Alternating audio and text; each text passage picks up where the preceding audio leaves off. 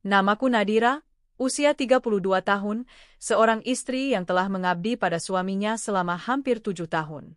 7 tahun yang kupikir penuh cinta, pengertian, dan perjuangan bersama membangun rumah tangga dari nol. Tapi rupanya, yang selama ini kupeluk erat ternyata hanya ilusi. Cinta yang kuberi sepenuh hati, ternyata tak pernah cukup baginya. Hari itu, aku pulang dari pasar, membawa beberapa bahan masakan kesukaannya. Aku tahu dia suka ikan bakar dengan sambal mangga muda. Aku bahkan sempat mampir ke toko roti karena ingat hari itu tanggal pernikahan kami. Meski sederhana, aku ingin merayakannya walau hanya berdua. Tapi sesampainya di rumah, aku justru melihat koper besar di ruang tamu. Suamiku, Raihan, duduk di sofa dengan ekspresi datar. Di depannya ada surat di meja. Aku masih mencoba tersenyum, mencoba menyapa seperti biasa. Kamu pulang cepat, ya? Aku masak makanan favorit kamu. Aku juga. Gak usah repot, Nadira, potongnya cepat. Tatapannya kosong, dingin, dan sama sekali tak bersahabat. Kita sudahi saja semua ini. Aku terdiam. Hatiku seperti diremas. Maksud kamu? Aku mau kita cerai, jawabnya enteng, seperti sedang membicarakan cuaca. Roti yang kubawa terjatuh ke lantai. Suara plastik pembungkusnya pecah menyentak suasana. Aku masih berharap itu hanya lelucon atau kemarahan sesaat. Tapi tidak. Dia menyodorkan surat cerai ke hadapanku. Aku sudah capek pura-pura. Aku udah gak cinta kamu. Aku udah lama merasa gak cocok. Dan, aku udah ketemu orang yang bisa ngasih aku kebahagiaan, katanya. Orang? Siapa? Tanyaku dengan suara gemetar. Dia tersenyum. Senyum penuh kemenangan. Namanya Tania. Dia lebih muda, lebih cantik, dan dia tahu caranya membuatku bahagia. Bukan seperti kamu, yang tiap hari cuma sibuk di dapur, pakai daster, dan ngomong soal penghematan uang terus. Aku terpaku. Air mataku tumpah tanpa bisa kucegah. Tapi bukan hanya karena ditinggalkan, melainkan karena penghinaan demi penghinaan yang dilontarkannya. Aku pikir kamu mencintaiku, kita bangun rumah ini bersama. Waktu kamu kehilangan kerjaan, aku yang bantu bukain warung kecil buat bantu keuangan. Justru itu, Nadira, kamu pikir aku bangga jadi suami wanita warung? Teman-temanku suka tertawa di belakangku. Istriku jualan nasi bungkus di pinggir jalan. Raihan membentak. Dadaku seperti diremukkan. Tapi aku masih berusaha tenang. Dan kamu pikir perempuan yang kamu pilih itu akan tahan denganmu saat kamu jatuh nanti? Apa kamu yakin dia bukan hanya tertarik pada penampilan atau uangmu? Dia tertawa. Tania mencintaiku, beda sama kamu yang cuma bisa ngatur uang dan hidup hemat. Udah, aku gak mau berdebat. Tanda tangani saja surat itu. Aku memandangi kertas putih itu dengan tangan gemetar. Tiba-tiba semuanya terasa asing. Rumah ini, Raihan, bahkan diriku sendiri. Sungguh, 7 tahun hidup bersama ternyata hanya kisah sepihak. Terserah kamu, Raihan. Tapi ingat ini, ucapku sambil menghapus air mata. Hari ini mungkin kamu mengira aku akan menangis, mengemis, dan hancur. Tapi lihat nanti, aku akan buat hidupku jauh lebih bahagia tanpa kamu. Dia mendengus. Kau itu gak punya apa-apa, Nadira. Hanya seorang wanita biasa dengan daster dan pengharapan. Siapa juga yang akan tertarik padamu? Aku menatapnya lurus. Dan kau akan menyesal. Mungkin tidak hari ini. Tapi suatu hari nanti, kau akan menyesal karena membuang wanita yang pernah mencintaimu dengan tulus. Malam itu aku tidur di kamar tanpa Raihan. Tapi bukan lagi dengan air mata. Ada kesedihan, iya. Tapi ada juga kobaran api dalam dadaku yang perlahan menyala. Aku tidak akan membiarkan diriku dikasihani. Tidak oleh Raihan. Tidak oleh siapapun. Aku hanya butuh waktu untuk menyusun ulang hidupku. Aku akan bangkit. Hari-hari setelah itu, aku mulai mengurus perceraian dengan kepala tegak. Banyak orang memandangku dengan kasihan. Tapi aku tak peduli. Aku tahu, kalau aku menyerah sekarang, aku akan selamanya menjadi korban. Dan aku bukan korban. Aku adalah pejuang. Satu-satunya yang membuatku tetap kuat adalah kenangan akan siapa diriku sebelum menikah. Dulu aku gadis mandiri, pintar, dan punya impian membuka usaha makanan sehat. Tapi setelah menikah, aku memilih mundur dari dunia kerja demi membangun rumah tangga. Sekarang aku ingin kembali, bukan demi membuktikan pada Rehan, tapi demi diriku sendiri. Aku mulai membuat rencana. Kembali membuka warung kecil, tapi dengan konsep berbeda. Kali ini bukan sekadar warung nasi, tapi makanan sehat, menu rumahan dengan konsep modern. Aku menyewa kios kecil tak jauh dari rumah kontrakanku yang baru. Kecil, tapi cukup untuk memulai segalanya dari awal. Setiap hari aku bangun lebih pagi. Merancang menu, belanja ke pasar, memasak, melayani pelanggan. Tak ada waktu untuk menangisi masa lalu. Aku menata ulang hidupku perlahan-lahan, tanpa drama, tanpa dendam. Hanya dengan kerja keras dan keyakinan. Dan tanpa kusangka, pelanggan mulai berdatangan. Ada yang suka dengan masakan rumahan buatanku, ada yang tertarik karena harganya terjangkau tapi sehat. Aku bahkan mulai menerima pesanan catering kecil-kecilan untuk kantor-kantor di sekitar. Bisnisku mulai bernafas. Dari uang hasil dagangan, aku belajar promosi lewat media sosial. Aku foto makananku, posting di Instagram dan TikTok. Lama-lama, usahaku viral karena banyak yang bilang, masakan sehat tapi rasanya kayak masakan ibu. Aku mulai tersenyum setiap pagi, bukan lagi karena cinta dari orang lain, tapi karena aku bangga pada diriku sendiri. Tak ada lagi air mata di malam hari. Yang ada hanyalah kelelahan yang menyenangkan setelah bekerja seharian untuk impian yang dulu kupendam. Dan yang paling membahagiakan adalah, aku bebas. Bebas dari tekanan. Bebas menjadi diriku sendiri. Bebas mengenakan apa yang aku suka. Bebas tertawa tanpa takut dikritik. Bebas berdandan tanpa takut dianggap terlalu mencolok. Aku hidup, dan aku kembali menjadi Nadira yang lama, bahkan lebih baik. Suatu malam aku duduk di teras rumah kontrakanku yang mungil. Menyeruput teh hangat sambil menatap langit malam. Di dadaku tidak ada lagi luka. Hanya rasa lega dan kebahagiaan sederhana. Ponselku bergetar. Sebuah pesan masuk dari nomor tak dikenal. Nadira, ini aku, Rehan. Bisa kita ketemu? Aku cuma ingin bicara. Sekali saja. Aku tersenyum. Bukan senyum bahagia. Tapi senyum seorang wanita yang akhirnya mengerti. Ketika kau tak lagi mengemis cinta, saat itulah dunia justru mengemis untuk mengagumimu. Dan aku tahu, ini baru permulaan kisah indahku. Pagi itu, matahari belum tinggi, tapi Nadira sudah sibuk di dapur kecil kontrakannya. Kompor menyala, uap mengepul dari panci, dan aroma bumbu rempah menyeruak ke seluruh ruangan. Tangannya cekatan mengaduk sayur bening, sambil sesekali mengecek ayam panggang di dalam oven mini yang dibelinya dari hasil tabungan. Hidupnya berubah total sejak ditinggal Rehan, tapi tidak ke arah yang ia takutkan.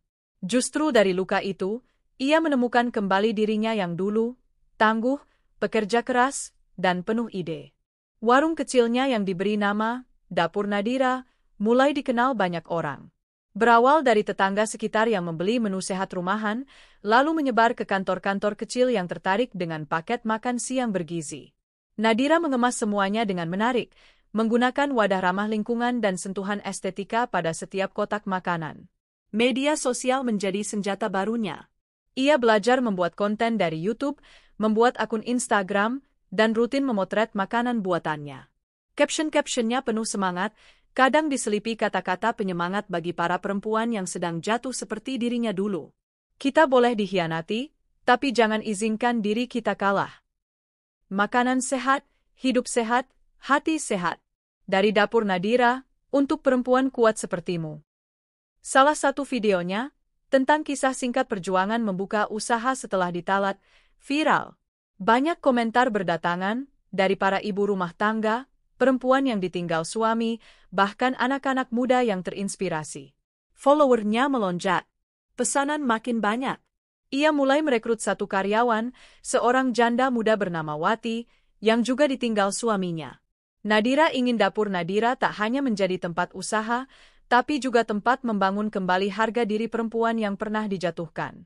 Suatu siang, Nadira sedang duduk di dalam warungnya, memeriksa pembukuan di laptop bekas yang ia cicil. Wati datang dengan wajah ceria. "Bu Nadira, tadi ada 2 orang dari kantor pajak, katanya suka banget sama ayam rica-rica ibu. Mereka bilang mau langganan mingguan. Nadira tersenyum. Alhamdulillah, pelan-pelan kita berkembang, ya. Ia memandangi rak-rak kecil yang ia tata sendiri, dengan label-label menu sehat, nasi merah, ayam panggang lemon, tahu tempe bakar, dan salad buah lokal. Semua tampak sederhana, tapi semuanya ia buat dengan cinta, disiplin, dan semangat. Malam harinya, ia memanjakan dirinya di kamar kecil kontrakannya. Ia memakai masker wajah, memutar lagu jazz lembut, dan duduk membaca buku bisnis. Dulu aku pikir kebahagiaan itu datang dari suami yang mencintaiku, bisiknya dalam hati. Sekarang aku sadar, kebahagiaan sejati datang saat aku mencintai dan membanggakan diriku sendiri. Sementara itu, di sudut kota yang lain, Raihan duduk gelisah di meja makan apartemen mewah Tania. Tapi tak ada kehangatan. Tania sibuk dengan ponselnya, sesekali tertawa membaca komentar di Instagram. "Tan, kamu masak apa hari ini?" tanya Raihan. "Pesan GoFood aja. Aku gak sempat masak." "Lagi live endorse bareng temen-temen," jawabnya cuek. Raihan menghela napas. Dulu ia pikir hidup bersama Tania akan penuh warna dan kemewahan. Tapi kenyataannya, ia merasa seperti aksesori di hidup wanita itu. Rumah tangga mereka tak pernah benar-benar terasa hangat. Tania lebih peduli pada penampilan dan citra di media sosial. Dan entah kenapa, dalam hati Raihan, bayangan Nadira perlahan muncul. Senyumnya yang dulu menyambutnya saat pulang kerja, masakannya yang sederhana tapi penuh cinta, suaranya yang lembut menenangkan. Semua terasa sangat jauh, tapi mulai terasa sangat dirindukan. Raihan membuka ponselnya. Secara tak sadar, ia membuka akun Instagram dan mengetik dapur_Nadira. Akun itu muncul. Foto-foto makanan tertata rapi, wajah Nadira kini lebih cerah, bersih, dan bersinar. Komentar-komentar pujian berdatangan. Banyak pria memuji dan bahkan mencoba menggoda. Wajah Raihan menegang. Ada perasaan aneh di dadanya, cemburu. Ia menggeser layar ke bawah. Sebuah foto menarik perhatiannya. Nadira berdiri di depan kios kecilnya, mengenakan apron berwarna pastel, rambut diikat simpel, wajah segar, dan senyum tulus yang dulu ia abaikan. Raihan menatap foto itu lama. Baru sekarang ia sadar, perempuan yang dulu ia anggap biasa-biasa saja ternyata jauh lebih luar biasa dari yang ia pikirkan. Kembali ke Nadira, suatu hari ia diundang oleh salah satu komunitas UMKM untuk menjadi pembicara. Ia sempat gugup, tapi didorong Wati dan teman-temannya, ia berani tampil membagikan kisah perjuangannya. Di sana, Nadira berdiri di depan ratusan orang. Ia bercerita tanpa menangis, tanpa melebih-lebihkan. Hanya dengan kejujuran dan keberanian. "Aku ditinggalkan suami bukan karena aku salah, tapi karena dia tak bisa melihat nilainya perempuan yang berjuang bersama. Tapi percayalah, kita para perempuan bisa bangkit, dan saat kita mencintai diri sendiri, dunia akan ikut mencintai kita." Tepuk tangan menggema. Banyak perempuan menangis, terharu, bahkan menghampiri Nadira setelah acara. Hari itu Nadira pulang dengan hati yang sangat penuh. Bukan karena uang atau pujian, tapi karena ia tahu perjuangannya bisa menguatkan orang lain. Malam itu, Raihan kembali mencoba mengirim pesan. "Dir, aku lihat akun bisnismu. Keren banget. Selamat ya. Kamu memang luar biasa." Nadira membaca pesan itu. Ia tersenyum tipis, lalu mengunci layar. Tak ada balasan. Dia bukan lagi wanita yang akan terguncang karena perhatian dari mantan suami. Sekarang, setiap waktunya terlalu berharga untuk dihabiskan dengan masa lalu. Beberapa minggu kemudian, Nadira menerima undangan dari salah satu investor lokal yang tertarik untuk mengembangkan dapur Nadira menjadi waralaba. Ia tak langsung mengiyakan, tapi mulai belajar soal ekspansi bisnis. Ia bertemu banyak mentor, ikut pelatihan bisnis, dan pelan-pelan, dapur Nadira menjadi nama yang mulai dikenal di kota. Pelanggan tetapnya mulai dari karyawan, pejabat, bahkan selebgram lokal yang mereview makanannya. Banyak yang terkejut saat tahu pemilik bisnis itu adalah seorang janda yang dulunya hanya berjualan kecil-kecilan. Tapi Nadira tak pernah lupa akar perjuangannya. Ia tetap membumi. Rumah kontrakannya masih sederhana, meskipun ia sudah mampu membeli rumah baru. Ia masih naik motor, meskipun ia bisa membeli mobil. Ia tahu, kenyamanan bukan dari barang mahal, tapi dari ketenangan hati. Pada suatu malam, Nadira duduk di kafe kecil usai rapat dengan investor. Ia memandang keluar jendela, hujan turun rintik-rintik. Ia memeluk jaketnya dan menyesap cappuccino hangat. Di meja seberang, ada seorang pria berpenampilan rapi memandangnya. Nadira sempat tersenyum kecil saat mata mereka bertemu. Tapi ia tidak buru-buru menyapa atau membuka obrolan. Sekarang, cinta bukan lagi sesuatu yang dikejar. Jika datang, biar datang sebagai hadiah, bukan pelarian. Dan jika tak datang pun, Nadira sudah cukup bahagia dengan hidup yang ia bangun sendiri.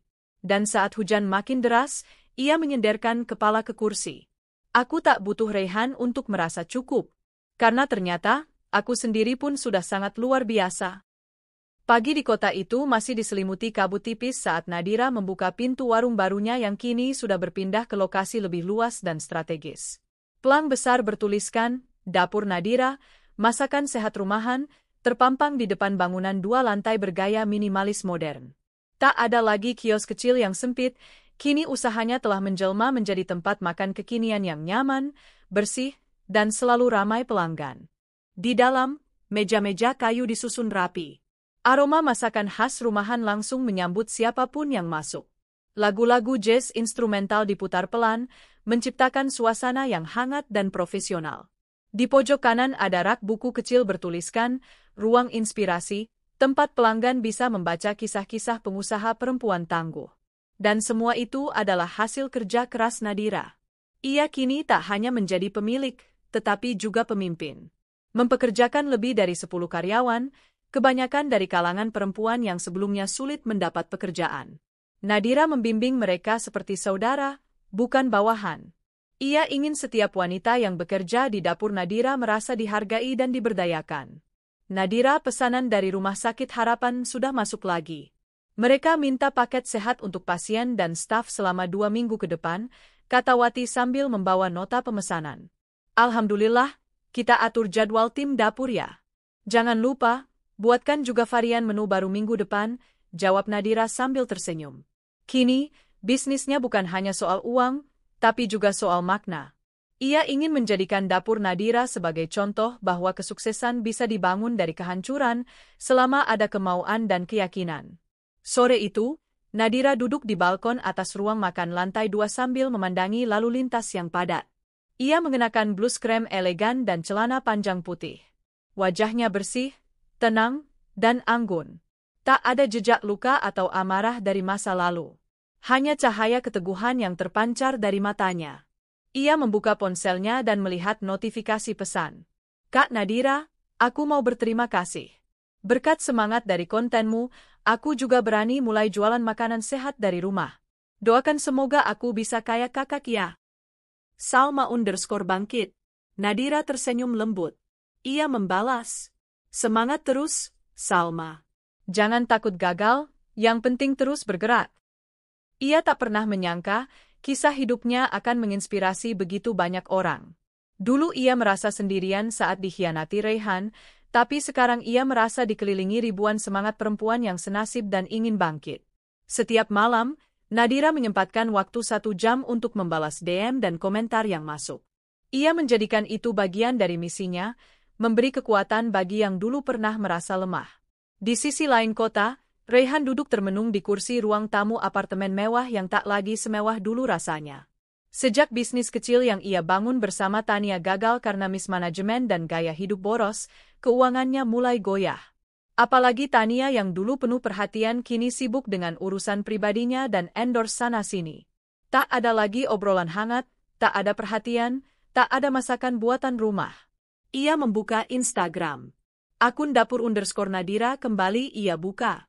Posting terbaru Nadira memperlihatkan video behind the scenes tim dapur saat menyiapkan 200 kotak makanan sehat untuk acara pemerintah daerah. Ada cuplikan Nadira memimpin briefing sambil tersenyum, penuh wibawa. Komentar membanjiri. Keren banget Mbak Nadira, wanita mandiri dan inspiratif. Aduh, pengin banget kerja di sana, suasananya positif banget kelihatan dari timnya. Gak nyangka dulunya pernah ditinggal suami, sekarang malah makin bersinar. You go, girl. Raihan menggertakkan gigi. Ia menyesal, benar-benar menyesal. Dulu ia menolak Nadira karena merasa ia tak cukup berkelas. Kini, perempuan itu bersinar lebih terang dari siapapun yang pernah ia kenal. Kenapa aku sebodoh itu dulu? Gumamnya sambil memegang kepala. Sementara itu, Nadira menghadiri sebuah gala dinner UMKM nasional. Ia menerima penghargaan sebagai Pengusaha Perempuan Inspiratif 2025.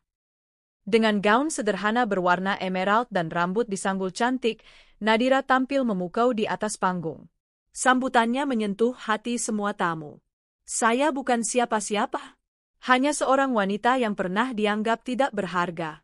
Tapi saya belajar bahwa luka bukan akhir. Luka bisa jadi pintu menuju cahaya jika kita mau berdiri, menata, dan melangkah lagi. Tepuk tangan bergemuruh. Banyak pejabat dan tokoh publik yang datang menghampirinya, ingin bekerja sama, ingin mengenalnya lebih dekat. Bahkan, salah satu CEO perusahaan makanan organik ternama, Dimas Herlambang, langsung menyodorkan kartu nama. Bu Nadira, jika berkenan, saya ingin kita ngobrol santai minggu depan. Saya tertarik menjadikan Dapur Nadira sebagai partner dalam program nasional makanan sehat. Nadira tersenyum. Dengan senang hati, Pak Dimas. Dimas tertawa kecil. Dan boleh jujur? Saya juga tertarik pada sosok ibu, bukan hanya bisnisnya, tapi keberanian dan sinarnya. Nadira tak langsung menjawab. Ia hanya tersenyum tipis. Sudah banyak pria seperti Dimas yang mencoba mendekatinya sekarang. Tapi ia tahu, kini hatinya tak bisa dibeli oleh perhatian semu atau wajah tampan. Baginya, hidup bahagia tak harus dengan pasangan. Kebahagiaan bisa berasal dari pencapaian, ketenangan, dan kebebasan mencintai diri sendiri. Beberapa hari kemudian, Nadira mampir ke tempat makan mewah untuk rapat dengan calon investor.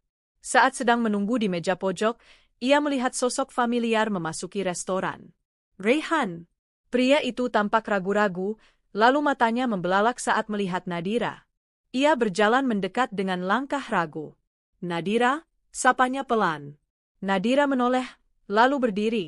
Ia tetap anggun, tidak kikuk, tidak juga gugup. Raihan, jawabnya singkat. Kamu terlihat sangat berbeda. Lebih cantik, elegan. Nadira tersenyum sopan. Terima kasih. Raihan menghela napas, menunduk. Aku minta maaf, Dir. Aku tahu aku bukan siapa-siapa bagimu lagi. Tapi aku cuma ingin bilang, aku menyesal. Sangat menyesal. Nadira menatapnya tenang. Aku sudah memaafkanmu sejak lama, Raihan. Tapi bukan karena kamu layak dimaafkan. Melainkan karena aku ingin hidupku bebas dari beban dendam. Raihan terdiam. Nadira menambahkan, terima kasih sudah menceraikan aku. Karena tanpamu, mungkin aku tak akan pernah tahu bahwa aku bisa menjadi sebesar ini. Lalu Nadira tersenyum tipis, sopan, lalu melangkah pergi dengan anggun saat tim rapatnya datang menghampiri. Raihan hanya bisa berdiri mematung, dengan hati yang menganga. Perempuan yang dulu ia rendahkan, kini berjalan melewatinya seperti cahaya, dan ia hanya bisa menatap dari balik bayang-bayang. Malam harinya, Nadira merebahkan diri di ranjang king size rumah barunya yang luas. Rumah itu ia beli dari hasil kerja kerasnya. Bukan warisan, bukan hadiah dari lelaki manapun. Tapi murni dari dirinya sendiri.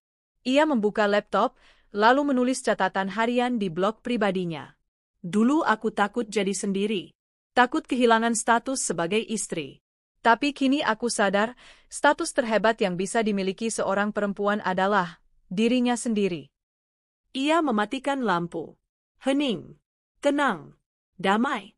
Esok hari, ia akan kembali menyapa para pelanggan, mengelola timnya, membalas DM dari wanita-wanita yang sedang bangkit. Tapi malam ini, ia istirahat dengan damai. Karena hidupnya sudah penuh. Penuh makna. Penuh cahaya. Penuh kebahagiaan. Dan semua itu, bukan karena pria, tapi karena dirinya sendiri. Sudah hampir 1 tahun sejak Nadira menandatangani surat perceraian yang dulu terasa seperti akhir hidupnya. Tapi siapa sangka, Justru dari kehancuran itu, ia memulai babak paling indah dalam hidupnya. Dapur Nadira kini bukan hanya sekadar tempat makan. Usahanya sudah memiliki 3 cabang di kota besar yang berbeda. Di media sosial, Nadira menjadi ikon perempuan tangguh. Ia rutin diundang ke talk show televisi dan podcast-podcast populer. Wajahnya yang dulunya hanya dilihat Raihan saat bangun tidur dengan daster dan wajah kusam, kini terpampang elegan di majalah bisnis wanita ternama. Bukan hanya tampil cantik, Nadira juga bersinar dengan prestasi. Ia jadi simbol perempuan yang bisa bangkit setelah disakiti, perempuan yang tidak menjadikan status janda sebagai beban, tapi sebagai dorongan untuk melompat lebih tinggi. Hari itu, Nadira sedang bersiap menghadiri seminar bisnis nasional di Surabaya. Ia berdiri di depan cermin hotel berbintang 5, mengenakan blazer putih dan rok midi berwarna beige. Wajahnya dirias tipis, elegan. Rambut disanggul rendah, memperlihatkan leher jenjang dan anting mutiara kecil di telinganya. Saat sedang menata berkas-berkas presentasi, ponselnya berdering. Nama yang muncul di layar membuatnya menghela napas pelan. Raihan, lagi. Ia tak langsung mengangkat. Sudah 5 kali dalam 2 minggu terakhir Raihan mencoba menghubunginya. Pesan-pesan berisi pujian, nostalgia, dan penyesalan terus masuk. Tapi Nadira tak pernah membalas. Bukan karena benci, tapi karena hatinya sudah tak punya ruang untuk hal yang tak membawa ketenangan. Ia membuka pesan terbaru. Dear, aku tahu aku gak pantas. Tapi aku cuma ingin minta waktu 5 menit bicara. Sekali saja. Aku cuma pengen lihat kamu dan minta maaf langsung dari mata ke mata. Nadira menutup pesan itu. Lalu menyalakan tablet, memutar ulang materi presentasinya. Fokusnya sekarang adalah misi besar, menginspirasi ratusan perempuan untuk berani membuka usaha dari dapur sendiri. Sementara itu, di sebuah apartemen kecil yang kini dihuni Raihan, suasana semakin muram. Setelah usahanya bangkrut dan Tania memilih pergi entah kemana, Raihan kembali jadi karyawan biasa. Pendapatannya pas-pasan, jauh dari gaya hidup hedon yang dulu ia banggakan. Ia duduk di sofa usang sambil menatap layar ponsel, menonton ulang video Nadira saat tampil di TV nasional. Dalam video itu, Nadira sedang diwawancara oleh seorang host terkenal. Host, apa momen paling berat yang pernah ibu lalui dalam hidup? Nadira, saat saya diceraikan karena dianggap tak cantik, tak cukup berkelas. Tapi saya bersyukur. Karena dari situ, saya sadar bahwa satu-satunya orang yang harus mencintai saya adalah saya sendiri. Tepuk tangan bergemuruh. Raihan tak bisa menahan air mata. Bukan karena terharu, tapi karena sadar bahwa ia kehilangan permata yang dulu ia remehkan. Ia bukan cuma kehilangan istri, tapi kehilangan seseorang yang luar biasa. Minggu berikutnya, Nadira mendapat undangan untuk menjadi pembicara di sebuah event besar yang diselenggarakan oleh pemerintah daerah. Acara itu dihadiri para pengusaha, tokoh masyarakat, dan media. Bahkan beberapa pejabat kementerian ikut hadir. Nadira melangkah anggun ke atas panggung, diiringi riuh tepuk tangan. Assalamualaikum warahmatullahi wabarakatuh. Saya Nadira, seorang perempuan yang dulu hanya dikenal sebagai istri.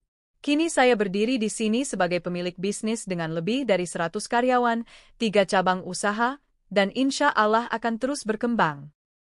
Para tamu terpukau. Ada kekaguman dalam setiap mata yang memandangnya. Mereka tak melihat seorang janda. Mereka melihat seorang pemimpin. Saat Nadira turun dari panggung, seorang pria menghampirinya. Ternyata dia adalah Kepala Dinas UMKM Provinsi. Bu Nadira, saya mengikuti perkembangan Ibu sejak awal. Kami ingin Ibu menjadi mentor program pembinaan UMKM perempuan tahun ini. Kami juga ingin menjadikan Dapur Nadira sebagai contoh gerakan nasional. Nadira sempat terdiam. Ia tersenyum hangat. Insya Allah, dengan senang hati saya bantu, Pak. Nama Nadira semakin harum. Di televisi, di media sosial, di koran, bahkan di acara keluarga-keluarga yang membicarakan perempuan hebat masa kini, namanya disebut. Dan tentu saja, berita itu sampai ke telinga keluarga Raihan. Sore itu, Raihan datang ke rumah orang tuanya. Ia duduk bersama ibu dan adik perempuannya, Vina, sambil menonton TV. Acara talk show menayangkan ulang wawancara Nadira. Ibu Raihan bergumam, Subhanallah, Nadira sekarang cantik banget ya. Elegan. Kayak bukan Nadira yang dulu. Vina menoleh ke Raihan. Mas, serius deh. Aku makin lama makin gak ngerti kenapa dulu Mas cerain Kak Nadira. Raihan hanya menunduk, tak berkata apa-apa. Ibunya menggeleng. Dulu ibu pikir Nadira itu terlalu biasa. Tapi ternyata, dia cuma belum mengeluarkan sinarnya. Dan sekarang, dia benar-benar bersinar. Kamu bodoh, nak. Sangat bodoh. Kalimat itu menghantam Raihan lebih keras dari apapun. Ia hanya bisa duduk, merasakan dada sesak, dan mata yang mulai panas. Suatu hari, tanpa diduga, Nadira menerima surat undangan reuni kampus. Ia sempat ragu untuk datang. Banyak kenangan di sana, termasuk saat-saat dirinya dan Raihan masih pacaran. Tapi setelah berpikir, ia memutuskan hadir. Bukan untuk pamer. Tapi karena ia tahu, ia sudah tidak lagi menjadi perempuan yang sama. Hari reuni tiba. Nadira datang dengan gaun simpel berwarna navy dan tas tangan kulit asli lokal. Make-up-nya natural, rambut digerai lembut. Ia datang sendirian, tapi tetap memancarkan aura yang membuat semua orang menoleh. Saat masuk aula, beberapa teman kampus langsung menghampiri. Nadira? Gila, kamu kelihatan wow banget. Serius ya, kamu lebih cantik sekarang dibanding dulu pas kuliah. Aku ngikutin akun Instagram usahamu. Keren banget. Nadira hanya tersenyum. Ia menyapa satu persatu dengan ramah. Tak ada kesombongan, tak ada sindiran. Ia sudah terlalu tinggi untuk menjelekkan siapapun. Dan tiba-tiba, dari ujung aula, Raihan muncul. Matanya bertemu mata Nadira. Keduanya saling tatap dalam diam. Raihan mendekat. Nadira, boleh aku bicara sebentar? Para tamu yang lain mulai berbisik-bisik, menyadari tensi yang muncul. Nadira mengangguk singkat. Mereka berjalan ke sudut taman di luar aula. Raihan berdiri kikuk, sementara Nadira menatapnya dengan tenang. Aku cuma ingin bilang langsung. Aku benar-benar minta maaf. Aku menyesal, dear. Aku menyesal udah ninggalin kamu. Menyesal karena gak bisa melihat nilai kamu dulu. Nadira menarik napas dalam. Ia menatap Raihan lekat-lekat. Terima kasih sudah minta maaf, Raihan. Tapi hidupku sekarang sudah terlalu penuh untuk menoleh ke masa lalu. Aku baik-baik saja, dan aku harap kamu juga akan menemukan jalan untuk memperbaiki hidupmu. Raihan menunduk. Ia tahu, harapannya untuk kembali sudah pupus. Selamat ya, Nadira, atas semuanya. Nadira tersenyum. Terima kasih. Aku bahagia. Dan aku harap kamu juga bisa belajar menghargai orang sebelum kehilangan. Mereka berpisah di taman itu. Raihan berjalan pergi dengan mata berkaca-kaca. Nadira kembali masuk aula, disambut oleh banyak orang yang mengaguminya. Dan malam itu, saat ia berdiri di balkon hotel memandangi bintang, Nadira berkata dalam hati, "Dulu aku dibilang tak cantik, tak cukup berkelas, tak layak dicintai.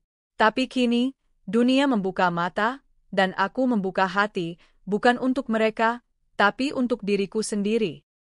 Tak pernah terlintas dalam benakku bahwa satu penolakan bisa membawa ribuan pintu terbuka.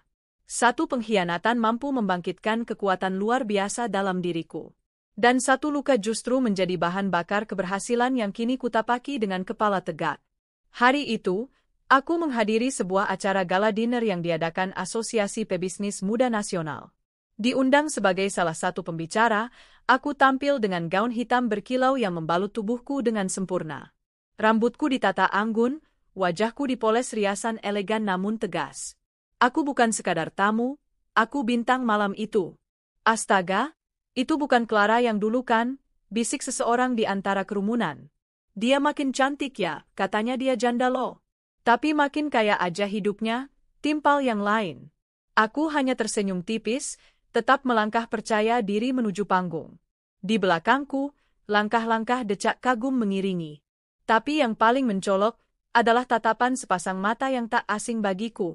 Mata yang dulu melihatku dengan jijik, yang tak segan mengucapkan kata, "Perempuan gagal," kepadaku.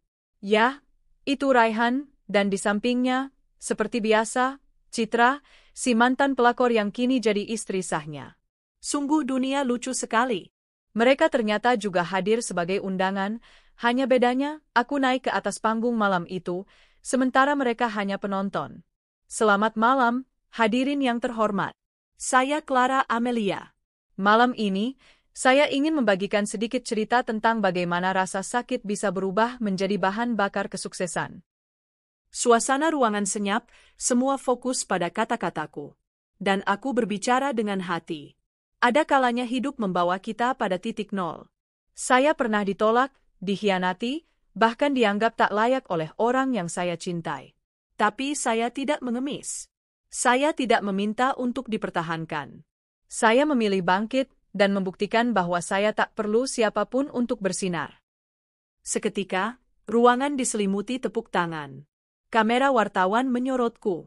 Aku melihat Raihan yang tertegun, dan Citra yang wajahnya seperti ditampar kenyataan. Oh, betapa hidup berbalik dengan cara paling indah. Setelah turun panggung, banyak yang menghampiriku untuk sekadar mengucapkan selamat atau mengajak kerja sama bisnis. Tapi dari sudut ruangan, aku tahu Raihan tak bisa berhenti menatapku. Dan ketika akhirnya kami bertatapan mata, aku hanya melempar senyum, lalu berbalik, tanpa sedikit pun niat untuk menghampirinya. Keesokan harinya, sebuah pesan muncul di ponselku. Clara, bolehkah aku bicara denganmu sebentar saja? Aku butuh minta maaf. Aku salah. Raihan, aku tak langsung membalas. Aku bukan lagi perempuan yang gampang luluh pada kata-kata penyesalan. Namun hari itu, entah mengapa, aku membalas. Aku ada di kafe rimba jam 4 sore. Jika kamu sungguh ingin bicara, datanglah. Jam 4 sore, aku tiba lebih dulu. Kafe itu cukup tenang, dengan pemandangan hutan kecil dan aroma kopi yang menenangkan. Tak lama kemudian, Raihan datang. Penampilannya masih rapi seperti biasa, tapi wajahnya terlihat letih, dan sorot matanya menyimpan kepahitan. Clara, suaranya lirih. Langsung saja, Raihan. Kamu ingin bicara apa? Jawabku tegas. Dia menarik napas dalam, lalu menatapku penuh penyesalan. Aku bodoh. Aku pikir waktu itu Citra akan membuat hidupku lebih bahagia. Tapi ternyata semuanya salah. Aku menyandarkan punggung ke kursi, menyilangkan tangan. Dan kau baru menyadarinya setelah melihat aku bersinar. Dia menunduk. Citra bukan seperti yang kukira. Dia boros, kasar, dan tak pernah puas. Pernikahan kami kacau, Clara. Aku sering berpikir, seandainya aku tetap bersamamu. Berhenti, potongku dingin. Kau menolakku karena kau pikir aku tak cukup baik. Dan sekarang saat aku bersinar, kau datang menyesal? Hidup bukan film drama, Raihan. Ini realita. Aku tidak butuh simpati atau penyesalanmu. Matanya memerah. Tapi aku tidak tergoyah. Hatiku telah beku untuknya. Aku hanya ingin kau tahu bahwa aku menyesal telah menyia-nyiakanmu. Ucapnya lirih. Aku tidak butuh pengakuanmu. Aku sudah bahagia sekarang. Bahkan lebih bahagia daripada saat aku bersamamu, ucapku sambil tersenyum dingin. Kami diam beberapa saat. Angin sore menyapu wajahku, membawa rasa lega luar biasa. Aku telah menyelesaikan bab luka dalam hidupku. Aku telah berdamai dan yang terpenting, aku telah menang. Malam itu aku mengadakan pesta kecil di penthouse baruku bersama teman-teman dan para sahabat bisnis. Gelas-gelas champagne beradu, tawa mengisi udara, dan di tengah semua itu, aku berdiri memandangi kota dari balik jendela besar. Clara, kamu luar biasa, ucap Sarah, sahabatku yang selalu mendukung sejak awal. Aku tersenyum. Aku hanya perempuan yang belajar dari rasa sakit. Tiba-tiba salah satu asistanku datang dan berkata, "Maaf, Bu Clara, tadi ada pria yang mencoba masuk. Katanya dia mantan suami ibu. Tapi kami sudah menghalaunya." Aku tertawa kecil. Bagus. Jika dia datang lagi, beri dia cermin. Biar dia lihat betapa hebatnya perempuan yang pernah dia abaikan. Hari-hari selanjutnya kujalani dengan bahagia. Bisnisku berkembang pesat. Aku merambah ke sektor fashion dan properti. Wajahku muncul di berbagai majalah bisnis dan lifestyle. Banyak pria kaya dan terpandang mencoba mendekatiku, tapi aku tak mudah tergoda. Aku menikmati hidupku, sendiri, merdeka, dan penuh warna. Kadang-kadang aku duduk sendiri di balkon apartemenku, memandang langit malam sambil menyeruput wine. Aku tidak kesepian. Aku sedang menikmati hidup. Dan itu jauh lebih berharga daripada mencintai seseorang yang tak tahu cara menghargai. Pernah ada seorang pria mapan yang melamarku, menyodorkan cincin berlian yang sangat mahal. Tapi aku menolaknya dengan sopan. Bukan karena aku anti cinta tapi karena aku belum butuh. Aku terlalu bahagia dengan kebebasan dan keberhasilanku saat ini. Suatu hari, aku kembali ke kota kecil tempat aku dan Raihan dulu tinggal. Sekadar mengunjungi tanah kelahiran dan menghadiri reuni kecil sekolah. Di sana aku melihat Raihan menatapku dari kejauhan dengan sorot mata yang sama seperti waktu itu. Penuh sesal. Dan saat Citra mendekatinya sambil mengomel karena Raihan tak mau membelikannya tas branded, aku cuma tersenyum, puas. Mereka berdua terlihat seperti potret kegagalan. Saling menyalahkan, saling menggerutu. Sedangkan aku adalah lukisan keberhasilan yang terus berkembang. Aku tak butuh balas dendam. Aku hanya perlu menunjukkan bahwa aku bisa bahagia. Bahwa aku mampu bersinar lebih terang setelah dikhianati. Dan bahwa aku tak pernah, bahkan sedetik pun, menyesali kehilangan orang sepertinya. Malam itu, aku menulis di jurnal pribadiku. Untukmu yang pernah menolakku, terima kasih. Jika bukan karena pengkhianatanmu, aku tak akan pernah tahu betapa kuatnya diriku. Kini aku bukan hanya bertahan, aku bersinar. Bukan untuk membuatmu menyesal, tapi untuk membuktikan bahwa hidupku layak bahagia. Dan kini, akulah definisi dari kebahagiaan itu. Aku menutup jurnal, menatap pantulan wajahku di cermin. Cantik, dewasa, percaya diri. Bukan lagi Clara yang dulu menangis dalam diam, tapi Clara yang baru, wanita mandiri, kaya, dan tak tergoyahkan. Dan aku tahu cerita hidupku baru dimulai. Aku memandangi undangan pesta peluncuran butik baruku yang tercetak begitu elegan dan mewah. Setiap sudutnya berhiaskan ukiran emas dan embos namaku di tengah kartu, Kirana Az-Zahra Official Grand Opening. Di dalamnya, selain rekan bisnis, media, dan artis-artis papan atas, ada dua nama yang paling kusorot dengan spidol merah, Raka dan Adelina. Ya, aku memang mengundang mereka.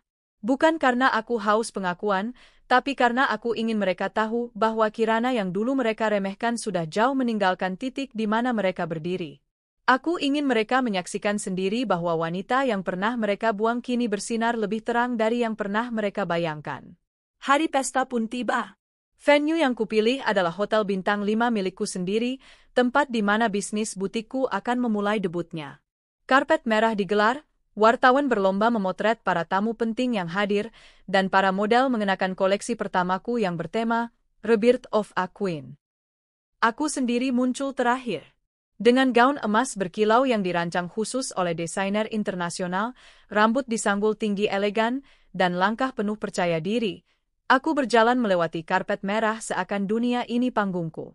Wah, itu Kirana, bukan? Astaga, dia cantik sekali sekarang.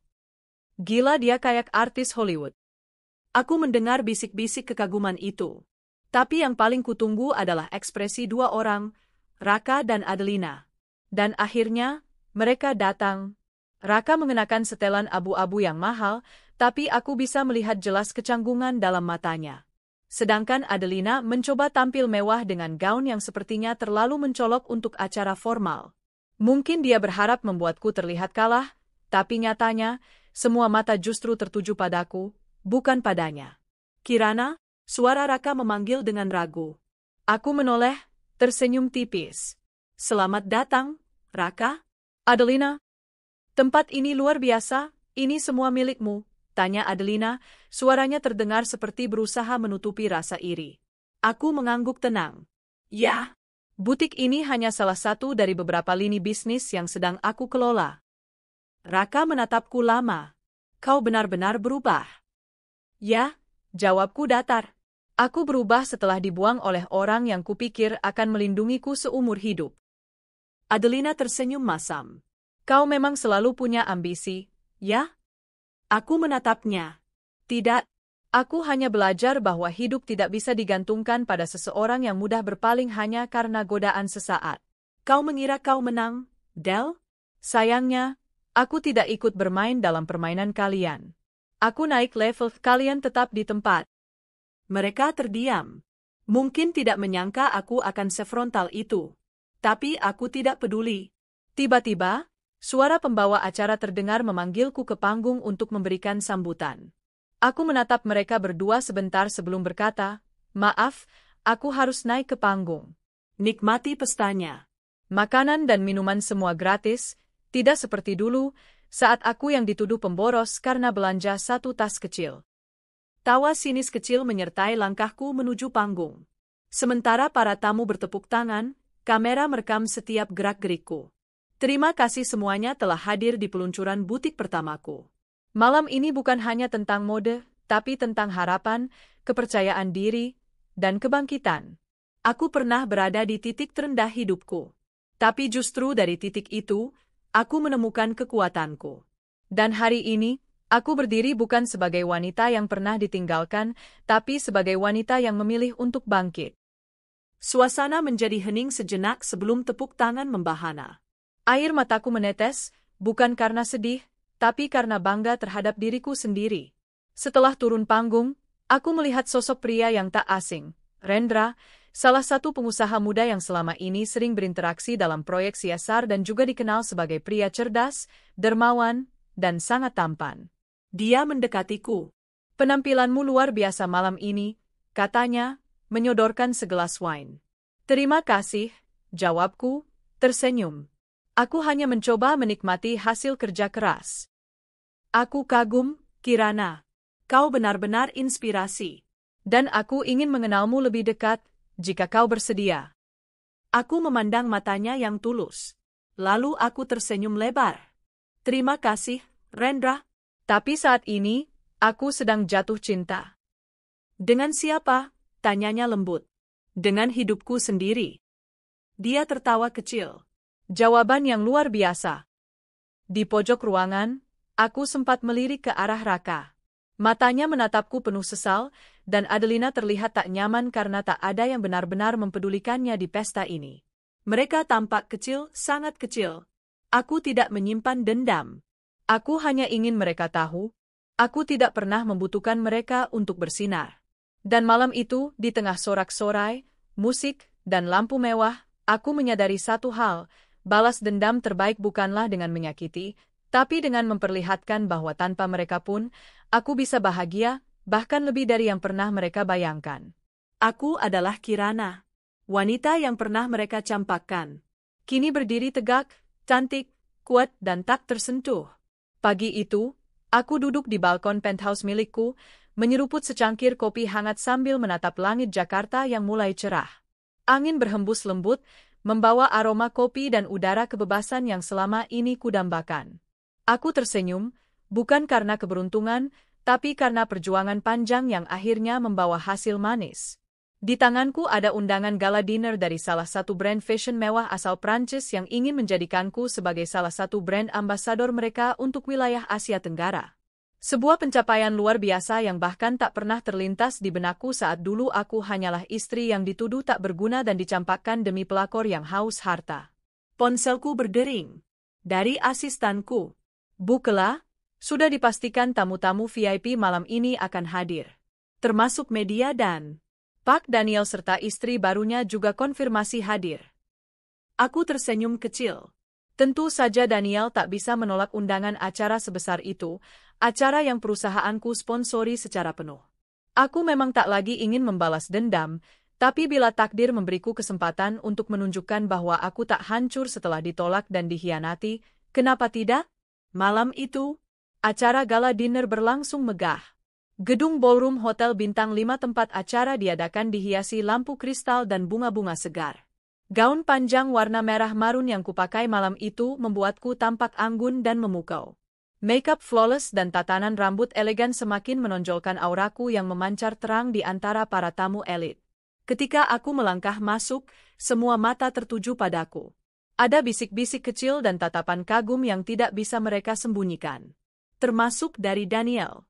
Matanya terbelalak ketika melihatku, lalu mengerjap-ngerjap seperti tidak percaya. Sementara di sebelahnya, Redha, Istri barunya mencoba tersenyum namun wajahnya terlihat tegang. Gaun mewah yang ia kenakan tak mampu menyaingi kepercayaan diri yang kulampirkan dalam tiap langkahku malam itu. Aku menghampiri meja utama, duduk di tengah para eksekutif dan publik figur ternama.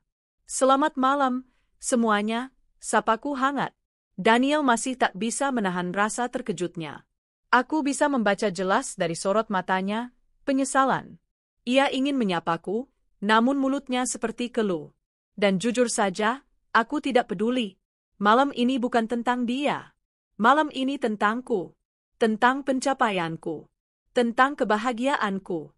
Setelah acara selesai, beberapa wartawan dan influencer antre ingin mewawancaraiku.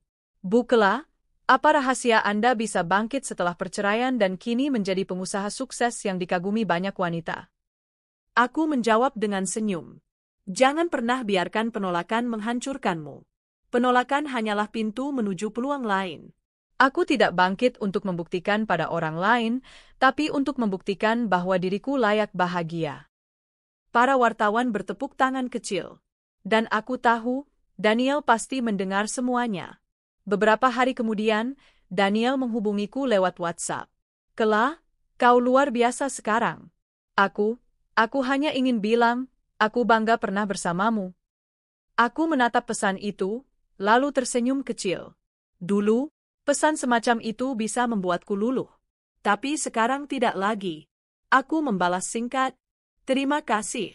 Semoga kamu dan istrimu bahagia." Hidupku kini berwarna, bukan karena aku dipuja banyak pria, tapi karena aku memutuskan untuk mencintai diriku sendiri terlebih dahulu. Aku membeli villa di Bali untuk tempatku bersantai saat jenuh, mendirikan yayasan untuk membantu para wanita yang menjadi korban perceraian dan kekerasan rumah tangga, dan menggelar pelatihan bisnis untuk para janda yang ingin mandiri. Dan yang paling penting, aku bahagia. Bukan karena pria kaya yang pernah melamarku. Bukan karena pujian atau penghargaan. Tapi karena aku akhirnya hidup sesuai dengan keinginanku, tanpa ketakutan, tanpa tekanan. Setiap malam, sebelum tidur, aku selalu bersyukur pada Tuhan. Terima kasih karena dulu aku dikhianati. Karena dari situ aku belajar terbang. Suatu ketika, aku melihat foto Daniel di Instagram. Ia terlihat lebih tua dari usianya, dan senyumnya tak setulus dulu. Kabarnya, bisnisnya kini sedang goyah, dan rumah tangganya tidak seindah yang dulu ia impikan. Tapi aku tidak pernah mendoakannya buruk. Aku hanya percaya bahwa hidup ini adil. Apa yang kita beri pada dunia, akan kembali pada kita. Aku memberi pada dunia senyum, kerja keras, dan kejujuran. Dan dunia membalasnya dengan cinta, kekuatan, dan kesuksesan. Dulu aku hanya wanita sederhana yang dianggap tidak menarik. Tapi kini aku adalah wanita yang dikagumi karena keberanian dan kemandirian. Jadi, untuk kalian yang pernah merasa ditolak, dibuang, dianggap tak berharga, ingatlah ini. Penolakan bukanlah akhir, tapi awal dari hidup yang lebih baik. Asalkan kalian memilih untuk bangkit, bukan untuk menangis dan mengemis kembali. Karena tak ada yang lebih menyakitkan bagi mereka yang pernah meninggalkanmu, selain melihatmu bersinar terang tanpa mereka di sisimu.